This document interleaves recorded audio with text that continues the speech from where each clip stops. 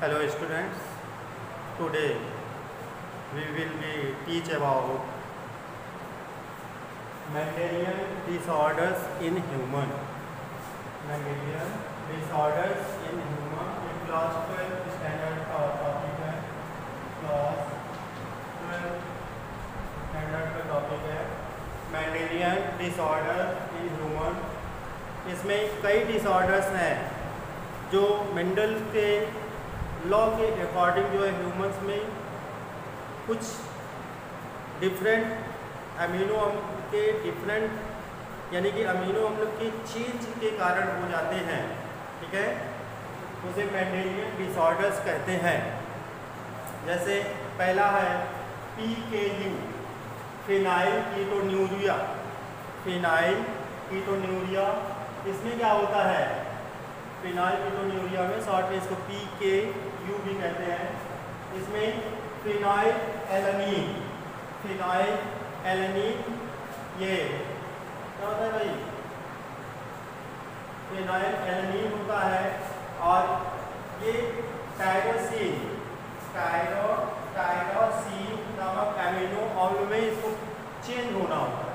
इसको phenyl alanine को इस अमीनो एसिड में यानी कि टायरोसिन अमीनो एसिड में चेंज होना होता है और यह चेंज तभी होगा जब मीडियम में फिनाइल एलानीन हाइड्रोक्सिलेज नामक एंजाइम प्रेजेंस होगा। ठीक है, जब ये एंजाइम प्रेजेंट होगा तो ये इसे कैटलिस्ट करेगा और ये जो फिनाइल एलानीन है टायरोसिन एंजाइम में कन्वर्ट हो जाता है। मान लीजिए सपोज अगर इस एंजाइम की कमी हो जाए या एंजाइम एब्सेंट हो जाए तब क्या होगा? ये जो फिनाइल एलानीन है इसका कन्वर्जन टायरोसिन अमीनो एसिड में नहीं हो पाएगा। तब रिजल्ट क्या निकलेगा कि मेंटल डिफिशियंसी यानी कि मेंटल डिफिशियंसी हो जाती है, मानसिक रोग हो जाता है। इसे ही क्या कहते हैं? फिनाइल कीटोन्यूरिया, फिनाइल कीटोन्यूरिया कहते हैं।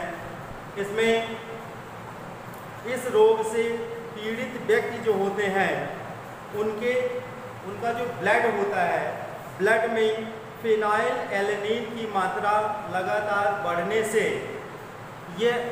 फिनाइल एलानीन की मात्रा लगातार बढ़ने से यह फिनाइल एलानीन यूरिन के साथ बाहर निकलने लगता है, जिससे कि यूरिन का कलर ब्राउन हो जाता है।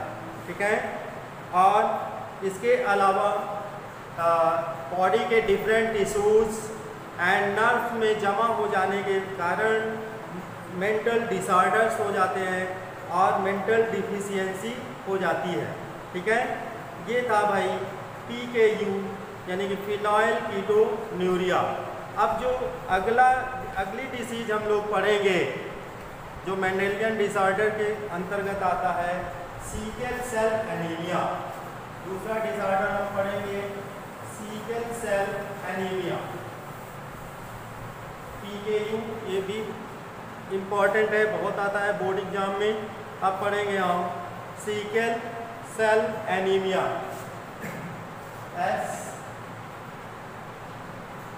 Sickle cell anaemia.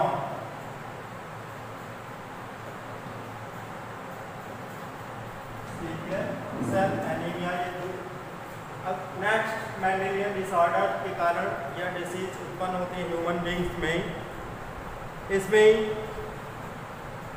Sickle cell anaemia क्या होता है भाई कि आप ब्लड में जानते हैं कि ब्लड में जो RBC होती हैं, रेड ब्लड सेल्स होती हैं, उसमें उससे क्या चीज़ जुड़ा होता है? हीमोग्लोबिन HB RBC से अटैच होता है, RBC से ये जुड़ा होता है। HB का काम क्या होता है? O2 एंड CO2 के ट्रांसपोर्ट का वर्क करता है। O2 एंड CO2 के ट्रांसपोर्ट का वर्क कौन करता है भाई? HB। और यह वर्क हीमोग्लोबिन कब कर पाएगा? जब ये नॉर्मल कंडीशन में हो, ठीक है, नॉर्मल कंडीशन में होगा तब यह काम हीमोग्लोबिन कर पाता है। लेकिन डिसऑर्डर के कारण मेटाबॉलिक डिसीज, ये एक मेटाबॉलिक डिसीज भी इसको कह सकते हैं, इसमें क्या होता है भाई, इसमें जो इसकी जो बीटा चेन है, हीमोग्लोबिन की जो बीटा चेन होती है, बीटा चेन में छठे यानी कि 6 प्लेस पर, 6 नंबर पर ग्लूटामिक एसिड के स्थान पर वायलिन लग जाता है। यानी कि जो HB है, इसकी जो बीटा चेन होती है, बीटा श्रृंखला या बीटा चेन, ठीक है, बीटा चेन के 6 पोजीशन पर, यानी कि ये 2 3 4 5 6, ठीक है, यानी कि 6 नंबर, इस चेन में 6 नंबर पर ग्लूटामिक एसिड का होना, यानी कि यहाँ पर ग्लूटामिक एसिड होना चाहिए।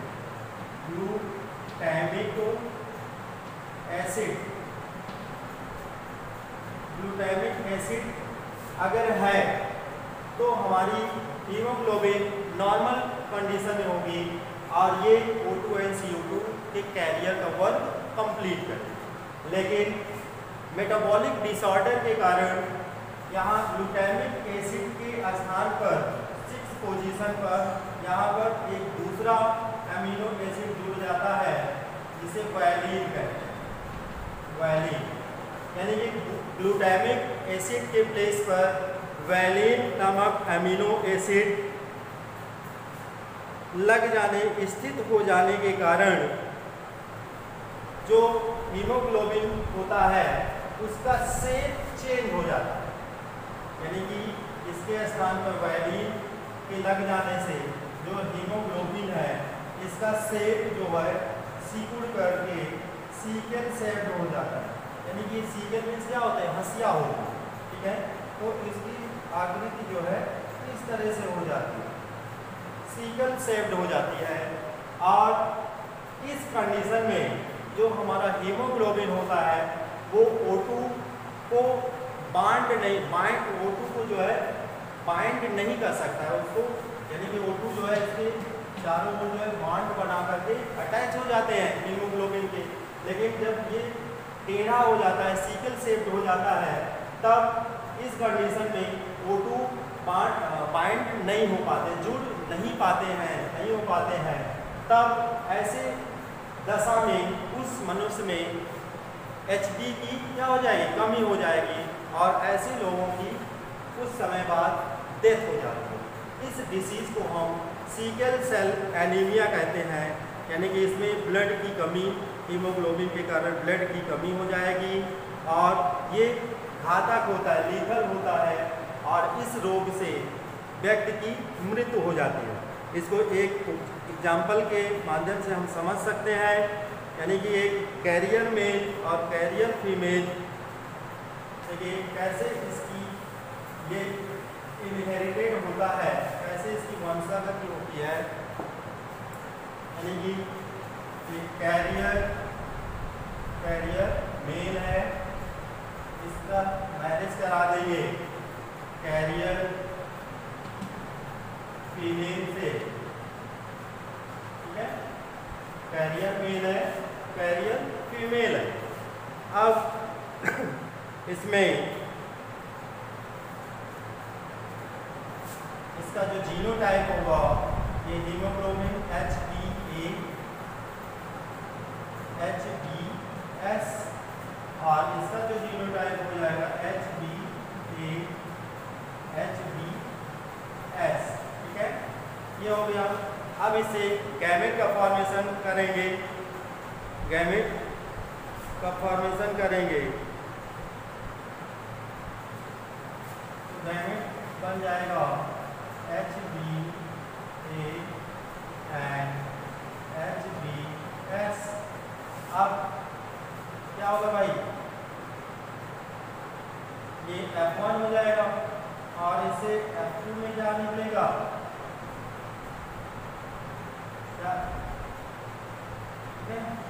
अब इसमें इससे जो ऑफस्प्रिंग बनेंगे, अब इसके बीच में जब क्रॉस कराएंगे जो ऑफस्प्रिंग बनेगा तो यानी कि मेल और फीमेल गैमेट दोनों बनेंगे ऐसे ही, तो वो हो जाएगा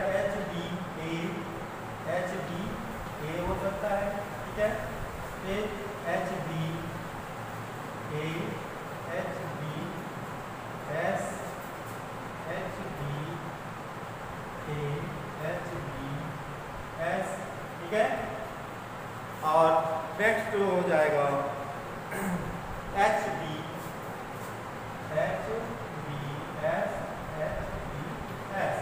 इस तरह से संतानें बनेगी, पैदा होंगी, बनेगी। अब इसमें लीथल कौन है, यानी कि सीकल सेल एनीमिया से कौन ग्रसित है और कौन नॉर्मल है। कौन नॉर्मल चाइल्ड है, यानी कि वैसे ही जैसे मोनोहाइब्रिड क्रॉस था वैसे ही ये हमारा क्या हो जाएगा, नॉर्मल चाइल्ड हो जाएगा। और यहाँ पे एस भी लगा हुआ है, ठीक है, यानी कि सीकल वाला जीन लगा हुआ है, तो ये कैरियर चाइल्ड हो जाएंगे।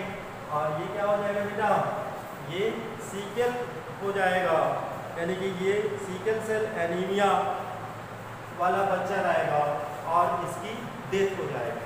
यानी कि ये नॉर्मल चाइल्ड है, नॉर्मल चाइल्ड सामान्य बच्चा है, ये कैरियर चाइल्ड है और ये सीकल सेल एनीमिया चाइल्ड है और इस बच्चे की डेथ हो जाएगी।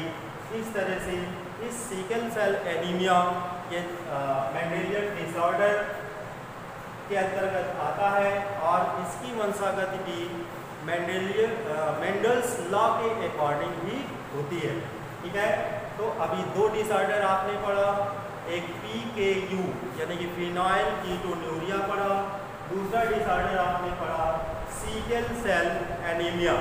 अब उसके बाद एक डिसऑर्डर हम लोग और पढ़ लेंगे, तीन ही जो मेन है इनको विषय में भी हम जान लेंगे। अगला हो जाएगा नेक्स्ट डिसऑर्डर हम लोग पढ़ेंगे एल्बिनिज्म।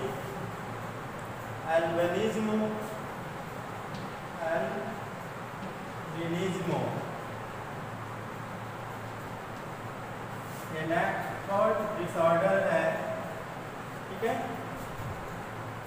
एल्बिनिज्म हिंदी में इसको बोलते हैं रंजकहीनता, रंजकहीनता एल्बिनिज्म।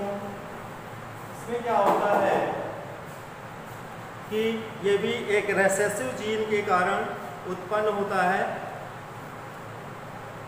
इसमें जो हमारी स्किन के लिए जो पिगमेंट, स्किन का अपना कलर होता है, ठीक है, आप लोग कहते भी हैं स्किन कलर, ठीक है, तो स्किन का अपना एक कलर होता है। तो स्किन कलर के लिए रेस्पॉन्सिबल एक पिगमेंट होगा जिसे हम क्या कहते हैं, मिलानिन कहते हैं। उस पिगमेंट को हम क्या कहते हैं, मिलानिन कहते हैं। और जो मिलानिन पिगमेंट है इसका फॉर्मेशन, इसका सिंथेसाइजेशन भी एक इसका सिंथेसाइजेशन जिस अमीनो अम्ल के द्वारा होता है उसे हम टायरोसिन कहते हैं। टायरोसिन अमीनो एसिड, ये जो है मिलानिन कलर यानी कि मिलानिन पिगमेंट का संश्लेषण करता है। Tyrosine amino acid melanin pigment का संश्लेषण करता है, सिंथेसाइजेशन करता है, ठीक है। अब क्या होगा भाई,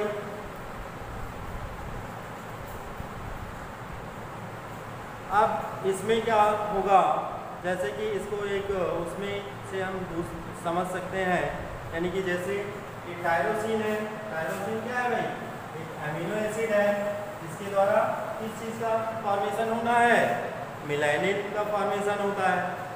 तो इसमें जीन ए हो गया, जीन ए, और एक एंजाइम की यहाँ पे ज़रूरत होती है। उस एंजाइम के द्वारा जो है डोपा यानी कि डाईहाइड्रोक्सीफिनाइल एनालिन, इस एंजाइम के प्रेजेंस में एंजाइम के प्रेजेंस में टायरोसिन अमीनो एसिड से डोपा DOPA सब पूरा नाम क्या हो जाएगा? Dihydroxy phenyl alanine. Dihydroxy phenyl alanine ये इसका पूरा नाम है। और इसके प्रेजेंस में मेलानिक पिगमेंट का फॉर्मेशन हो जाता है। ये एक नॉर्मल प्रोसेस है, एक राइट प्रोसेस है, ठीक है। लेकिन क्या होता है, अगर ये एंजाइम, अगर जो यहाँ पे एंजाइम है, ठीक है, नेक्स्ट कंडीशन में क्या होगा, ये एक नॉर्मल प्रोसेस है और इसके कारण हमारी स्किन का कलर ऐसा दिखाई देता है और मेलानिन का फॉर्मेशन हो जाएगा। नेक्स्ट कंडीशन में क्या होगा, ये टायरोसिन ये अमीनो एसिड है और यहाँ पे जीन ए हो गया और ये जो एंजाइम है, ये एंजाइम एब्सेंट हो जाएगा, यानी कि एंजाइम का फॉर्मेशन यहाँ पे प्रेजेंट नहीं है, एंजाइम एब्सेंट हो गया, ठीक है। अब क्या होगा, ये तो बन गया DOPA। अब एंजाइम यहाँ पे अनुपस्थित है, एब्सेंट है, तो ये मेलानिन का संश्लेषण नहीं कर पाएगा, ठीक है। यानी कि डाईहाइड्रोक्सी फिनाइल एलानीन के द्वारा जो है मेलानिन का फॉर्मेशन, मेलानिन का सिंथेसाइजेशन नहीं हो पाएगा।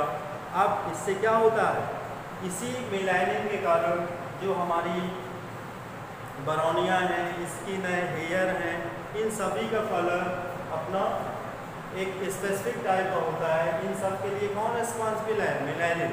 अगर मेलानिन का सिंथेसाइजेशन नहीं होगा तो हमारी जो स्किन का कलर है वो स्नो लाइक हो जाएगा, जो हमारी बरौनियाँ हैं वो क्या हो जाएंगी, बिल्कुल वाइट हो जाएंगी, हेयर क्या हो जाएगा, बिल्कुल वाइट हो जाएगा। तब उस कंडीशन को हम एल्बिनिज्म या रंजकहीनता कहते हैं, ठीक है। उस दशा को क्या कहेंगे, रंजकहीनता या एल्बिनिज्म कहते हैं।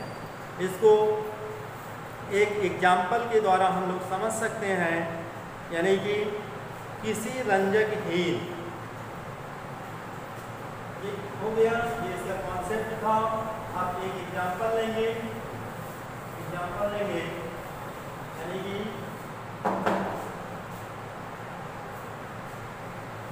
एक फीमेल है जो एल्बिनो है, यानी कि एल्बिनो फीमेल, इसकी मैरिज करा देंगे नॉर्मल मेल से, इसकी मैरिज नॉर्मल मेल से कराएंगे, नॉर्मल मेल से कराएंगे। अब इनकी जो संतानें होंगी उसमें एल्बिनिज्म का क्या रेशियो होगा, इसको निकालना है।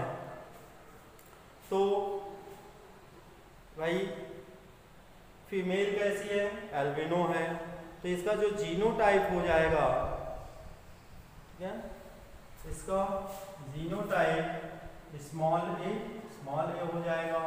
और मेल कैसा है भैया, नॉर्मल है, इसका जीनोटाइप कैपिटल ए हो गया। अब इससे गैमेट का फॉर्मेशन कर देंगे, इससे गैमेट क्या बनेगा भाई, स्पर्म्स, ठीक है। ये हो गया ए और इधर स्मॉल ए क्रॉस करा देंगे, ये हो गया कैपिटल ए स्मॉल ए, ये कैपिटल ए स्मॉल ए, तो नीचे लाएंगे, ठीक है, इससे मिला देंगे कैपिटल ए स्मॉल ए, तो नीचे लाएंगे, इससे मिला देंगे कैपिटल ए स्मॉल ए, ठीक है।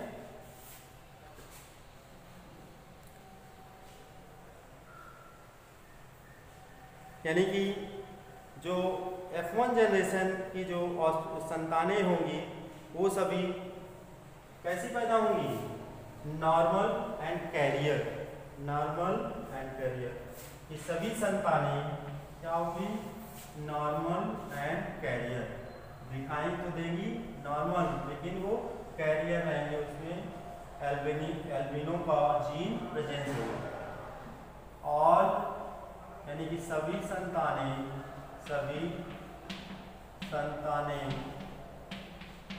नॉर्मल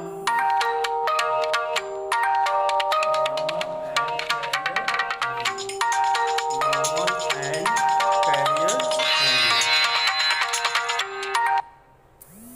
सभी संतानें नॉर्मल एंड कैरियर होंगी। ठीक है, तो इस तरह से ये एल्बिनिज्म था, यानी कि जो एल्बिनिज्म व्यक्ति होगा, रोगी होगा, उसमें जो है उसका हेयर, उसका ब्राउनिया, उसका जो स्किन है उसका कलर स्नो टाइप का हो जाता है। और ये क्यों होता है? लैक ऑफ मिलेनिन के कारण, क्योंकि इनके स्पेसिफिक कलर के लिए जो पिगमेंट रेस्पॉन्सिबल होता है उसे हम मिलेनिन कहते हैं। और इनकी भी वंशागति मेंडल के नियमों के अनुसार माता पिता से उनकी संतानों में होती है। इसको भी हमने एक एग्जाम्पल के माध्यम से इस तरह से हमने जाना। अब ये मेंडेलियन डिसऑर्डर भी आपका फिनिश्ड हो गया। इसमें 3 जो मेन है उसको हमने बता दिया। अब आप इस चैनल को लाइक, सब्सक्राइब एंड शेयर करना मत भूलिएगा। थैंक यू बेटा।